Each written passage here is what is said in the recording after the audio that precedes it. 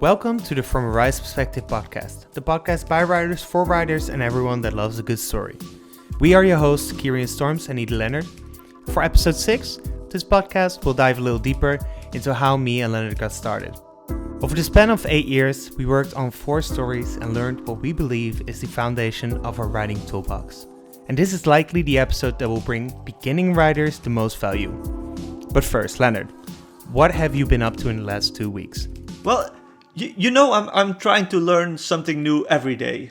Something I learned today. Do you know why the English use goodbye? No. You know, when we text, we abbreviate things. Yeah. So it's kind of like texting in the 16th century. The phrase, God be with ye. But he abbreviated the be and with to BW. So it read something like, God BW ye. And that was read as God bye or goodbye, which they use today. So I found that a very funny... That is, man, isn't it funny how there's a backstory that is linked to religion in basically anything? That even here it's like, God be with you. It's interesting how much it shaped culture as we know it. Another funny thing is language shows the value of people that use the language. For example, we in the Netherlands, we use schuld as a debt. You know? Yeah, the word debt is translated to schuld. If you look at schuld, it's also something that is your fault. So when you're in debt, it's also... your responsibility, your fault. Yeah, it's your responsibility. It's your fault that you're in debt. I think that's from the Protestants who are very frugal. That's why the Dutch are viewed as very frugal. Yeah. It's from this Protestant worldview. And sober and... Yeah, exactly. Very down to earth. Yeah, well, like you said, a lot of religion has influenced language. Also in well, it's not in Germany, but I believe Austria, where they use Grüß Gott, which also means greetings from God or something. I think we also try to find a way to incorporate those kind of things in the development of society in our universe that we're going to talk about in a minute. For instance, what if people didn't have a religion? What if people didn't have magic? How would have and finding out how much religion has influenced our world from, for instance, women can't be in the army, and how we translated that to, okay, so if there's no religion, there's probably going to be more females in the army. And then at some point we were thinking, yeah, but okay, then... I think in our world, you know, the real world that we are living in, there's so much focus on who puts his penis in who. I'm talking, for example, about homosexuality and that's all coming from a religious perspective. But also, for example, women. If a man sticks his penis in a lot of women, then he's a cool guy. But if a woman receives a lot of penises, then she's a slut. Which obviously comes from the idea of function. That how can you get the most babies? Well, a woman can get pregnant multiple times, but a man can make multiple women pregnant. Which... I then find funny that there is birth control for women and not for men, while men can do more damage. But hey, I think we're getting sidetracked incredibly here. No, but the thing, we used it in our stories, and I'm thinking now that I'm doing my short stories or I'm developing my world is, what if there's no religion and there is no focus on promiscuity or homosexuality? Then if you write a homosexual character, then it doesn't have to be this flamboyant, because I think for some people, if there is a restraint on your sexuality, then you can make it your identity. But if everybody accepts just that some men like men or some women like women, and some people are born in the wrong body and it's just there and there is no... Yeah, then you don't have to either accentuate or inhibit identity presentation. Yeah. We also had people in the story that we would just thought like, hey, but what if we put that person together with that person? And it was more like, okay, that this kind of makes sense that there's something here. And it just happened to be a man and a man. And for us, there wasn't a point of then changing these characters into more female or more butch, or it's just, no, these characters stay the same. They just happen to like each other. Yeah, but I think it's a nice hook to what we were trying to achieve. We were trying to create a kind of a utopia. Like I said on my Instagram post, a humanistic utopia where there's not a lot of religious influence. Mm-hmm. But yeah, let's get into how did we get started? We came from the back of a long process of creating music together and writing together in song form, and knowing that we liked stories and talking a lot about that, and that always being part of our friendship, which I think we've covered that a lot in the introduction and in between episodes. But we shared a lot of enthusiasm for certain games. Think Final Fantasy X, for instance. I think the whole Final Fantasy series, I love that. And you had Zelda, which I think both of us had the same relationship with the other series, where I've played a Zelda game on a Game Boy once, and I did see Zelda on like multiple platforms. And you have played Final Fantasy game, but it wasn't much on your radar as well. And then we both played Final Fantasy X. Well, I think the first one I played was Final Fantasy IX. Yeah. And then 10, because at the time Final Fantasy X came out, we didn't know each other yet. Then we got to talking, and we were like, oh, you like Final Fantasy as well? Yeah, let's... I think that there's also a lot from everything in there, because I think that it's also a zeitgeist thing where there's still the same type of feel in any fantasy game that you had at that time. And I know Zelda is a little different because it has more platforming and puzzles and those kind of things. But it still has that very childlike, innocent kind of feel to it, which some Final Fantasy games had as well. It's kind of whimsical all and fairy tale like. Yeah, unless you're looking at girls like Lulu, which... Yeah, but then again, then we're coming back to this focus on what do you have between your legs or on your chest. Yeah, I also think that has to do a little bit with Japanese culture. And again, like what we said about homosexuality, and once you try to suppress that, sexuality in Japanese culture is that because it's a very suppressed thing, because work is more important than sexuality, and women are now trying to think more of their career, and guys are not as eager to go out and a little bit more shy, and there's just a dissonance between men and women in Japan. Either way, you can see that their porn is either very shy or it's very extreme. I think that is because of a disbalance in sexuality in their culture. And I think the same happens in video games, that either you have something like Riku or Yuna, which is very innocent and childlike, to someone like Lulu. Mm-hmm. There's either a deficit or an abundance of something. It is also something that we decided very early on. Like, I think once we got to the youth, which was in 2012, we really focused on, okay, so no sex. We tried to limit sexuality as much. We don't want to go very graphic because it's not that important. And what if there was no religion? Basically, we had found two characters where you were one and I was one, and they were going to be, what if we would exist in that world? Yeah, we wanted to put our friendship on paper. Yeah, that's basically what we were trying to do. We found out, you know what, this music career isn't going to lift off. We were like, you know what, let's try another way to make an impact on the world, because that's something we both have. We both want to make an impact, or at least I value entertainment, especially entertainment with a bit of an educational edge on it. Mm-hmm.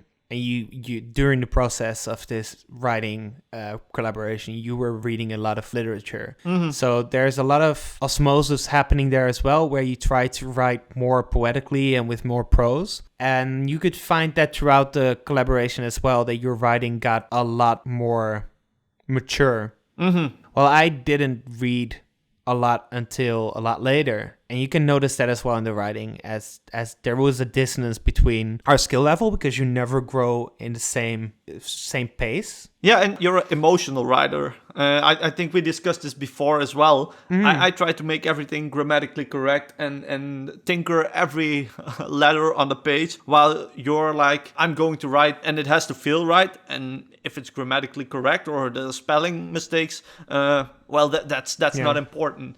I write until I get the right feeling, and then I can just lift off and keep writing for a count of pages. Yeah.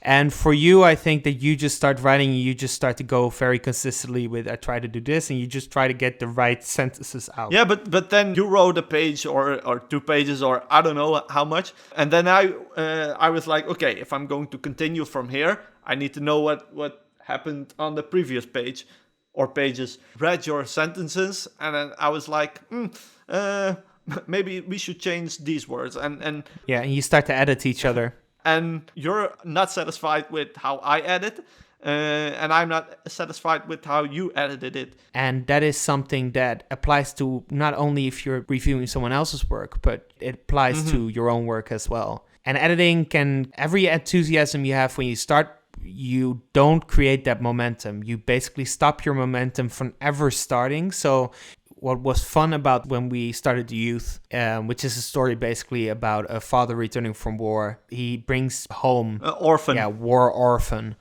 And he has a kid of himself as well, and these become semi-brothers. Yeah, his wife was pregnant when he returned from the war. And just like me, Brodor, which is the character that was based on me, he was an outsider, and he always felt different, and he had problems with learning and those kind of things, which I had thanks to my ADHD. And for instance, Deirion, which was the character that was based on you, he had a disease at a young age, and that was something that was linked to you as well, but he was also the more timid and more bookish person, which you were as well. I think that's how we kind of translated the dynamic between those two.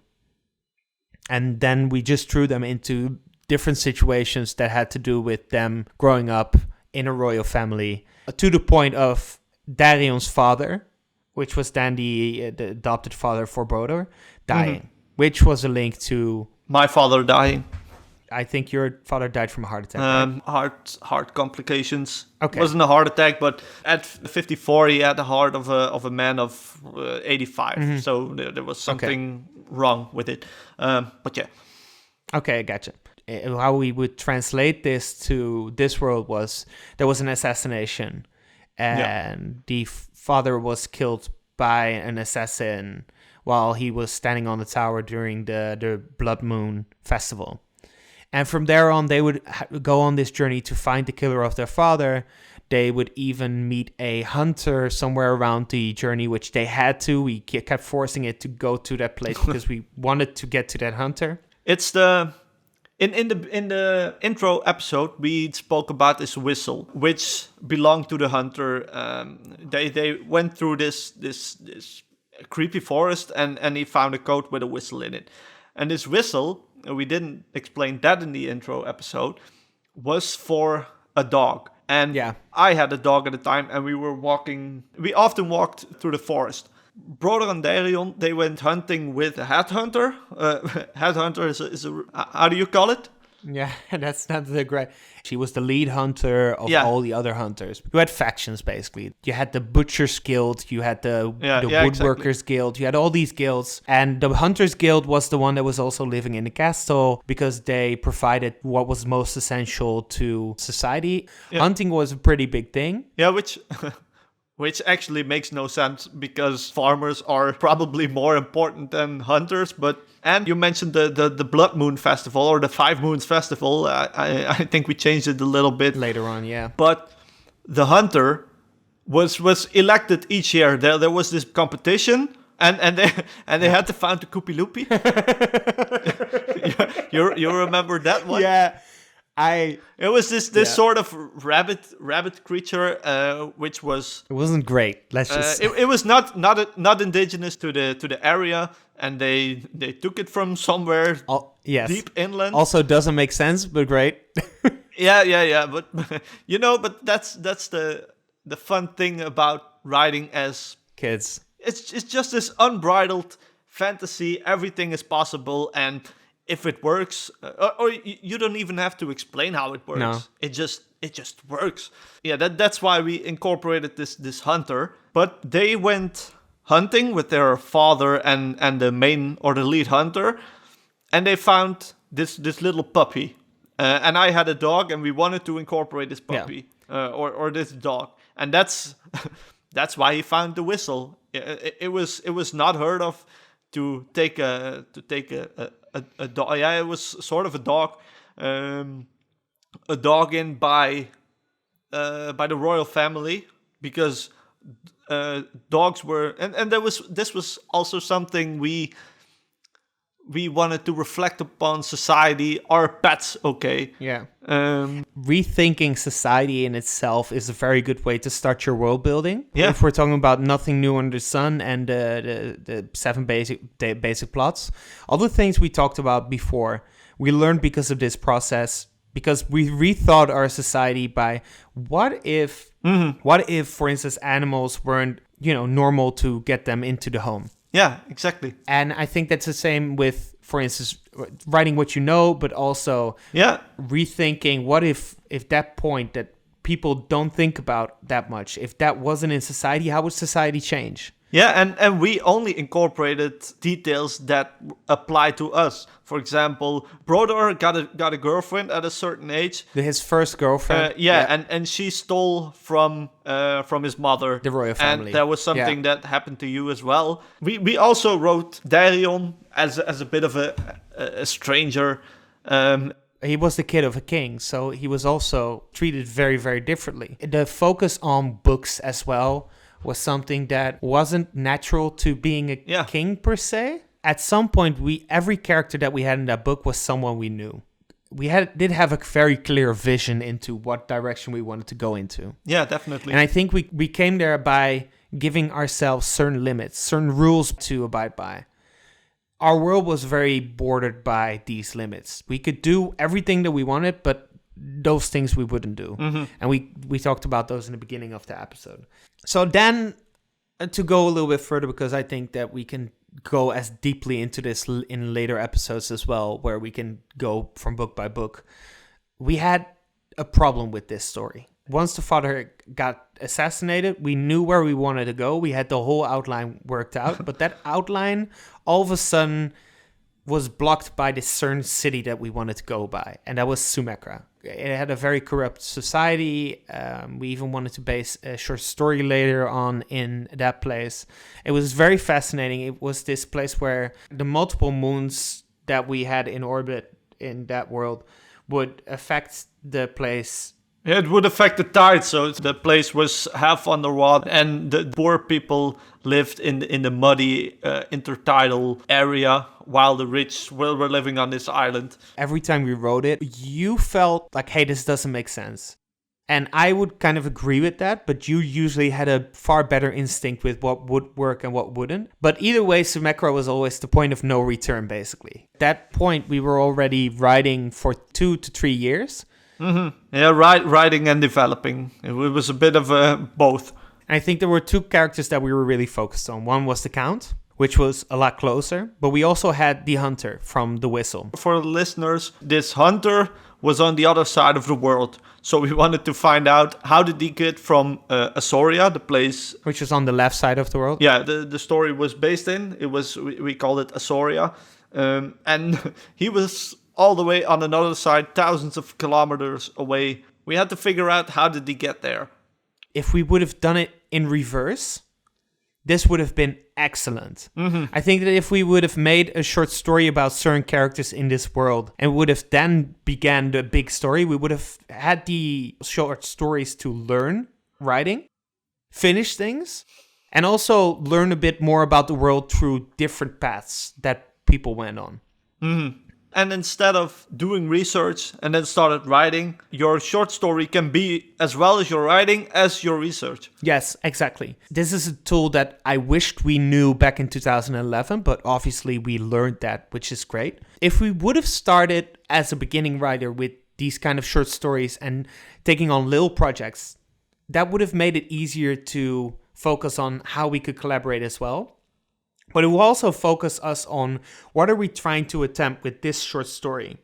And having that vision for shorter, smaller projects will also enable you to get things out of your system that won't work for a bigger story. Mm-hmm. Because that is something that I noticed for instance, the last project.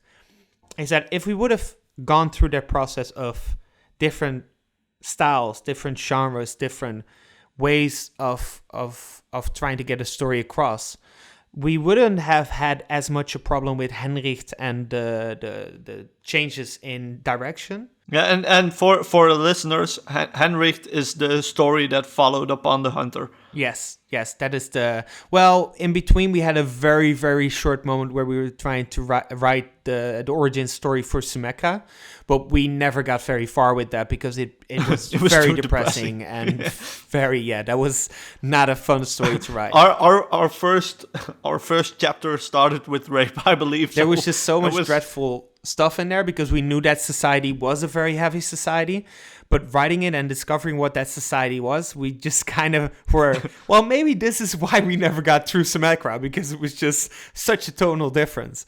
Yeah, because we started very whimsical and having this sort of markets with this caramelized scents all and these fire pits and this. Oh yeah, we had like chestnuts roasted. Yeah, exactly. There was so much sensory explosions, and then there was just gray, mud, rape, murder. It was total abuse throughout a society. Which, if thinking back about it, by the way, I think that if you could compare Sumekra to anything, it's the world from Arcane. Yeah. Because it had a lower level and at a higher level. The higher level was more rich. The lower level would be pulled through the sludge, which is basically... And that's something that I think Sumekra was most comparable to how Arcane has that dissonance between the rich layer and the lower layer. Right? Yeah, definitely.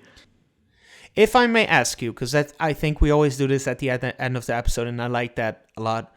Are there any reflections that you have on, if we look at 2011 to 2015, what were the biggest tools that you learned from that? What are the biggest insights that you took away from that process? Yeah, there's two sides to this. The unbridled fantasy and everything we created at that point was just great. These things that at this point I would be like, it's cool, but it's not realistic. And at that point, should you be realistic or should you just let your fantasy loose and create whatever comes to mind? But that's I don't have an answer to what that I learned from it. I do, because I would like to say that because we had these limits of what if we had no religion, what if we had no magic, at this point, honing down on your vision and throughout writing, learning what you really want to do, that's great. I think because we were, in a sense, each other's beta readers and discussing the stories with each other, having that writing partner and having someone else looking at your story and saying, this doesn't work. It is a necessity for a beginning writer. But those were my insights that I think... So if that's it, then we would like to thank everybody for listening. And don't forget to like and subscribe and follow us on social media channels. That's something we don't include much, but follow us on social media, on YouTube, Spotify. Wherever you listen to your podcast. This was From a Writer's Perspective, and see you in the next one.